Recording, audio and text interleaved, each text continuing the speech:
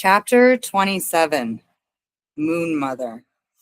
The earliest representations of the Moon Mother, and perhaps the most universal, were in the form of a cone or pillar of stone. This is the column on which the death in life goddess perches, the anointed one. The stones themselves were considered sacred. Sometimes they were meteoric, and they were anointed by having ritual oil, blood, or fermented liquor poured over them. The great Semitic moon goddess of Astarte was worshipped on Mount Sinai by the Canaanites in the form of a stone pillar long before Moses received the stone tablets of law there. Mount Sinai, in fact, means mountain of the moon, and it is interesting to note that the Hebrew Levite priests were originally serpent priests, i.e., Levi, great serpent, as in Leviathan. There is a close resemblance among moon mothers everywhere. In this form, the great goddess is always the lawgiver, the orderer of time, the judge of the dead, and the eternal source of wisdom and ecstasy. She was Ishtar of Babylon long before 3000 BC. As the Hindu moon mother, Kali sits in her lotus posture, breathing the rise and fall of our earthly tides. The Irish goddess, Kali, sits in her lotus position also and does the same. Even Mary of the Catholic Church is called the moon and is turned to by women in childbirth, as was her original Diana Artemis Astarte. In her form of the great whale dragon, Babylonian Tiamat, Hebrew Leviathan, Ishtar brought about the great flood, an early disaster story the Hebrews borrowed from Sumerian and Babylonian accounts. But Ishtar also lamented her drowned children, compared them to fishes in the sea.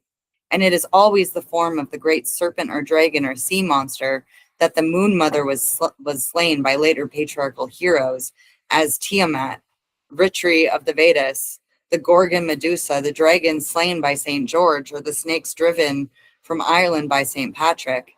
In fact, there were never any or many snakes in Ireland.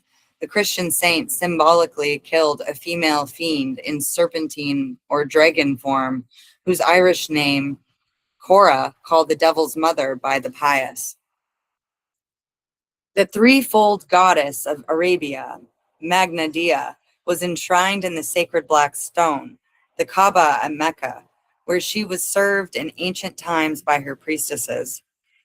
The sacred black stone at Mecca, sites of so many pilgrimages, is imprinted with her vulva yoni sign, covered with a black pall called the skirt of Kaaba.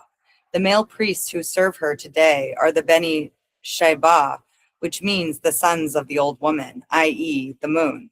Present-day Muslim pilgrims to this shrine, the most holy place of all Islam, are mostly unaware of the pre-Islamic significance of the Kaaba. They circle the black stone 7 times to attain the summit by spiraling around it. 7 is the number of the moon, and the ancients always danced the way in spiral processions of the summits of her earth mounds. Moon shrines and sanctuaries were situated in forests and caves and mountaintops, and by lakes, sacred springs, and wells that were also healing centers. Priestesses guarded the water supplies as well as sacred fires. This was true in even Roman times, where the priestesses were called Vestal Virgins. Water springs originating deep in the earth were believed to have magic and healing powers. And fire was the fertilizing power of the moon, the sacred flame representing the moon's light. Torches, candles, and bonfires were burnt to help keep the moon's fertilizing light shining. The bonfires, torch processions, and candle burning at Christmas time originated in these fire rituals of the goddess. On December 13th in Sweden, St. Lucia travels in procession as the Queen of Light, with a crown of candles in her hair, surrounded by her maidens, even now. And of course, the evergreen tree, the gift exchange, and the midwinter festivals of Christmas all derive from ancient pagan midwinter rituals of the goddess. St. Lucia of Sweden on December 13th, the festival of Greek Hecate on August 13th, 13 members in a witch coven. Is the number 13 seen as unlucky because of its association with matriarchal religion? Among pagan Scandinavians, Friday the 13th was celebrated as a beneficent day. Friday is Freya Frigga's day, the great goddess of the north, and 13 is the number of lunar months in a year. Many patriarchal bad omens are simply reversals of what was sacred to matriarchy in the goddess religion. The left-hand path in the patriarchal religion is called the path of evil, of women, of black magic. The left side of the body where the heart beats was considered by the ancients to be the seat of divine feminine power. All life comes from her heart. The word sinister, which originally meant left, has come to mean everything suspicious, evil, and ominous, while dextra, meaning in Latin right or right-handedness, has acquired wonderful meanings like skillful, mentally clever, and correct. In Europe, an illegitimate child was long signified as bar sinister, meaning child of the left side, the mother's side. The right-hand path is supposed to be the path of goodness or of white magic, and children are encouraged to favor the right hand, the hand of righteousness. In Christian imagery, the good sheep sit on the right God's right hand in heaven, while the bad goats go to the left.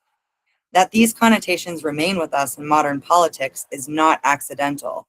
The right is father fascistic, the left is mother communal.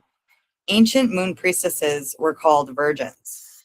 Virgin meant not married, not belonging to a man, a woman who was one in herself. The very word derives from a Latin root meaning strength, force, skill, and was later applied to men, virile. Ishtar, Diana, Astarte, and Isis were all called virgin, which did not refer to sexual chastity, but sexual independence.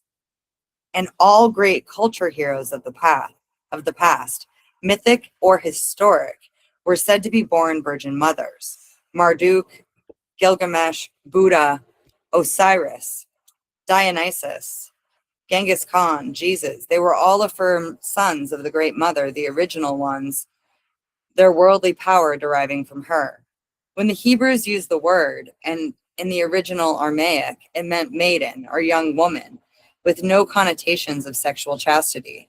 But later Christian translators could not conceive of the Virgin Mary as a woman of independent sexuality, needless to say. They distorted the meaning into sexually pure, chaste, never touched. When Joan of Arc, with her witch coven associations, was called La Pucelle, the maiden, the virgin, the word retained some of its original pagan sense of a strong, independent woman. The moon goddess was worshipped in orgiastic rites, being the divinity of matriarchal women, free to take as many lovers as they choose. Women could surrender themselves to the goddess by making love to a stranger in her temple.